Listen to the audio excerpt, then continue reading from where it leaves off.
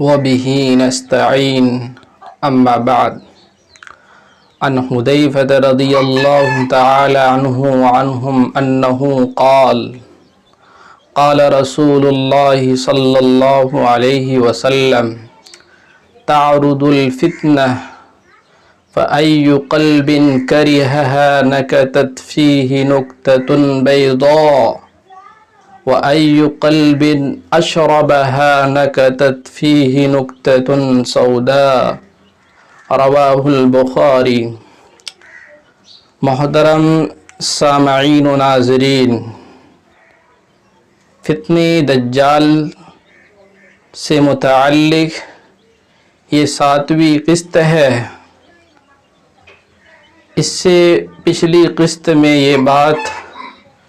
آ چکی ہے کہ یہ زمانہ اور یہ حالات قیامت اور آخری زمانے سے انتہائی قریب ہے، اور جوں قیامت اور آخری زمانے سے ہم قریب ہوتے چلے جائیں گے، ایسے ہی فتنوں کی کثرت ہوتی چلی جائے گی، حالات خراب ہوتے چلے جائیں گے، اور فتنوں کی جو انتہا ہے یعنی دجال کا خروج اور دجال کا فتنہ، وہ ہمارے اوپر آ کر فتنوں کا اختتام کرے گا، فتنوں کی انتہا ہو جائے گی۔ اس لیے اس بات کی اشد ضرورت ہے کہ ہم پہلے یہ سمجھیں کہ آخر فتنوں میں مبتلا ہونے یا نہ ہونے، فتنوں میں گرفتار ہونے یا محفوظ ہونے کی کیا علامتیں ہیں، کیا نشانیاں ہیں، کیسے ہم پہچان سکتے ہیں کہ ہم فتنے سے محفوظ ہیں یا فتنے کا شکار ہیں، اسی پر ہم آج بات کریں گے۔ اس سے پہلے کہ میں ان علامتوں کو بیان کروں، فتنوں میں مبتلا ہونے یا نہ ہونے کی پہچان کراؤں، میں ضروری سمجھتا ہوں کہ میں آپ کے سامنے فتنہ کی تعریف، فتنہ کے معنی آپ کو بتلاؤں۔ فتنہ یہ فتن سے مشتق ہے، فتن سے بنا ہے، اور فتن ایسے آگ کی بھٹی کو کہا جاتا ہے جس کے اندر سونا اور چاندی کو پگھلایا جاتا ہے۔ پھر فتنہ کو استعمال کیا جانے لگا آزمائش کے معنی میں، امتحان کے معنی میں، اور علامہ ابن حجر عسقلانی رحمۃ اللہ علیہ فتح الباری میں لکھتے ہیں کہ پھر یہ فتنہ گناہ، سزا، اسی طرح ظلم و ستم، قتل و غارت گری اور فساد کے معنی میں استعمال ہونے لگا۔ پتہ چلا کہ فتنہ تو لفظ سننے میں مختصر ہے، چھوٹا سا لفظ ہے، لیکن ان کا مفہوم بہت وسیع ہے، یہ اپنے اندر بہت سارے معنوں کو لیے ہوئے ہیں۔ فتنہ کا ایک ایسا معنی جو تمام چیزوں کو گھیرے ہوئے ہیں، تمام چیزوں کو اپنے اندر لیے ہوئے ہیں، وہ ہے آزمائش اور امتحان۔ ویسے تو زندگی کا ہر لمحہ، زندگی کی ہر گھڑی ہماری جو گزر رہی ہے، یہ ایک امتحان اور ایک آزمائش سے گزر رہی ہے۔ پتہ چلا کہ زندگی کے ہر لمحے میں ہم فتنے سے گزر رہے ہیں۔ اگر ان آزمائشوں میں ہم کامیاب ہے، اگر ہم دنیا کی اس امتحان میں کامیاب ہے تو پتہ چلا کہ ہم فتنے سے محفوظ ہے، اور اگر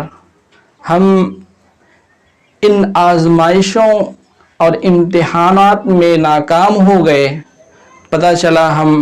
فتنوں کا شکار ہو گئے۔ اس کے بعد ہم آپ کے سامنے یہ بیان کرتے ہیں کہ وہ کون سی علامات اور نشانیاں ہیں جس کے ذریعے سے ہم پہچان سکتے ہیں کہ آیا ہم فتنے کا شکار ہوئے یا نہیں۔ تو اس سلسلے میں حضرت حذیفہ رضی اللہ تعالی عنہ سے 2 روایتیں مروی ہیں۔ ایک روایت میں وہ فرماتے ہیں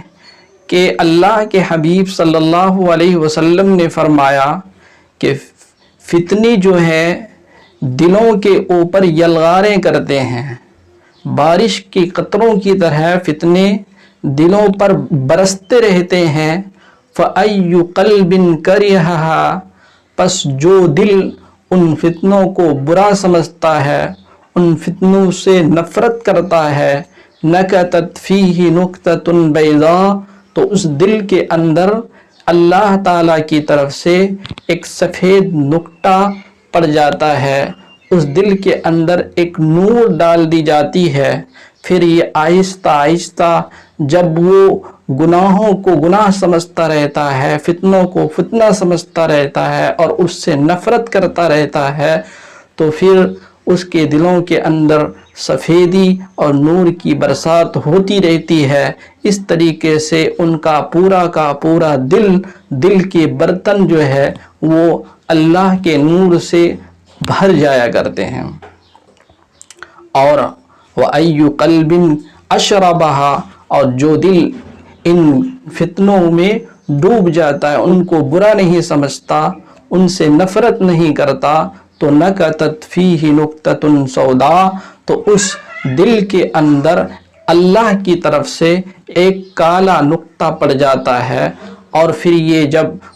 فتنوں میں مبتلا ہوتا رہتا ہے، گناہ کو گناہ نہیں سمجھتا ہے، فتنے کو فتنہ نہیں سمجھتا ہے، بلکہ ان کو حلال سمجھ کر وہ کرتے رہتا ہے، تو نتیجہ یہ ہوتا ہے کہ ان کا دل پورا کا پورا سیاہ ہو جاتا ہے۔ پھر آخری انجام کو پہنچ جاتا ہے، وہ کیا ہے؟ وہ دوسری حدیث میں انہوں نے فرمایا کہ اللہ کے حبیب صلی اللہ علیہ وسلم نے فرمایا کہ اگر کوئی شخص یہ جاننا چاہتا ہے، کوئی اگر یہ اس بات کو پسند کرتا ہے کہ وہ اپنے آپ کے اندر جھانک کے دیکھیں کہ آیا وہ فتنے کا شکار ہوا یا نہیں ہوا، تو اس کو چاہیے کہ یہ دیکھے کہ پہلے وہ جس چیز کو حلال سمجھتا تھا اب وہ اس کو حرام سمجھ رہا ہے یا نہیں۔ اگر اس کو حرام سمجھ رہا ہے تو یقیناً وہ فتنے کا شکار ہو گیا، فتنے میں گرفتار ہو گیا۔ اور اگر کوئی ایسی چیز جس کو وہ پہلے حرام سمجھتا تھا اب وہ اس کو حلال سمجھنے لگا ہے، تو پتہ چلا کہ وہ بھی فتنے کا شکار ہو گیا۔ تو پہلی حدیث میں پہلے اسٹیپ کو بیان کیا گیا ہے کہ جب فتنے کو فتنہ نہیں سمجھتا اور اس میں دل ڈوب جاتا ہے، اس کا شکار ہو جاتا ہے، تو اس کے دل کے اوپر ایک کالا نقطہ پڑ جاتا ہے، اور پھر جب اس طریقے سے وہ فتنے میں ڈوبتا جاتا ہے تو پھر اس کا نتیجہ یہ ہوتا ہے کہ وہ حلال کو حرام اور حرام کو حلال سمجھنے لگتا ہے۔ تو اس طریقے سے وہ فتنے کا پورا شکار ہو جاتا ہے، اور پہلے ہی لمحے سے اگر فتنہ کو فتنہ سمجھ کر اس سے نفرت کرتا ہے، اس سے اپنی آپ کو بچاتا ہے، تو ان کے دل کے اوپر ایک سفید نقطہ پڑ جاتا ہے۔ تو نتیجہ یہ ہوتا ہے کہ ان کا دل منور رہتا ہے اور ان کو عبادتوں میں لذت ملتی ہے، مناجات کی لذت محسوس ہوتی ہے، اور ہر اچھے کام کرنے کو دل چاہتا ہے۔ اس لیے اللہ سے دعا کرنی چاہیے کہ اللہ ہمارے دل کو ہمیشہ کے لیے زندہ رکھ، ہمارے دل کے اندر نورانیت پیدا فرما، ہمیں نیک اور اچھے اعمال کرتے رہنے کی توفیق عطا فرما، اور ہمارے دل کو مردہ ہونے سے بچا، ہمارے دل کے اندر سیاہ نقطہ پڑنے سے بچا۔ اللہ کرے کہ اللہ تعالی ہمیں ان کہی ہوئی باتوں پر عمل کرنے کی توفیق عطا فرمائے۔ وآخر دعوانا ان الحمد للہ رب العالمین۔